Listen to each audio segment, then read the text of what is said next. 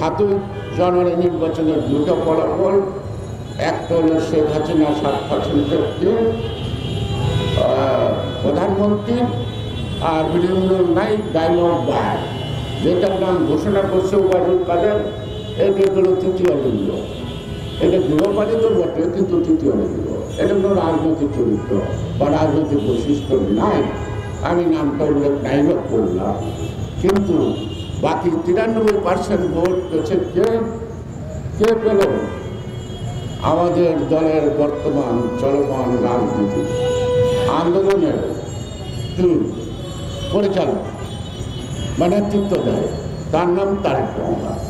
কারণ হাসিনা যদি 7% পায়, তারেক রহমান নির্বাচনের আগের দিন সকাল 10টায় জাতির উদ্দেশ্যে ভাষণ দিয়েছিল, আমরা নির্বাচন প্রতিহত করতে চাই না, আপনারা নির্বাচন বর্জন করুন, আপনারা ছেলে মেয়ে নিয়ে সেই দিনটা ঘরে কাটান।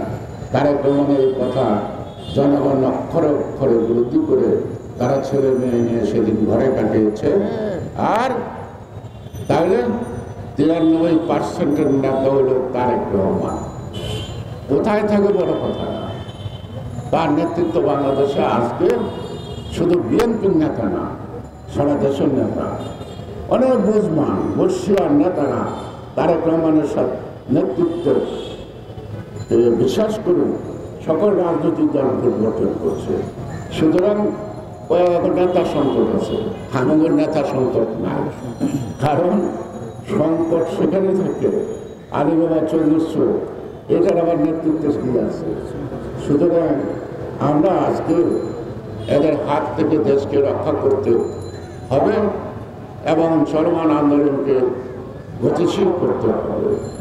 এবং কতদিন পর জানি না, তবে কত অনিবার্য এই শাসন ব্যবস্থা, এই লুটপাট, এই গুণ এবং গুণের মাধ্যমে টাকা রোজগার আর পুলিশের পোশাক পরে হাতে লাঠি দিয়ে বেশিদিন সরকার জনগণকে দমায় রাখতে পারে না।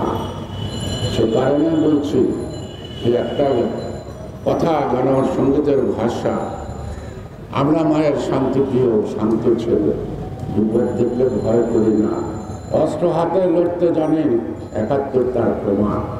সুতরাং আমরা অস্ত্র হাতে যেমন লড়তে জানি, আর বাধা আসলে বাধা অতিক্রম করতে জানি।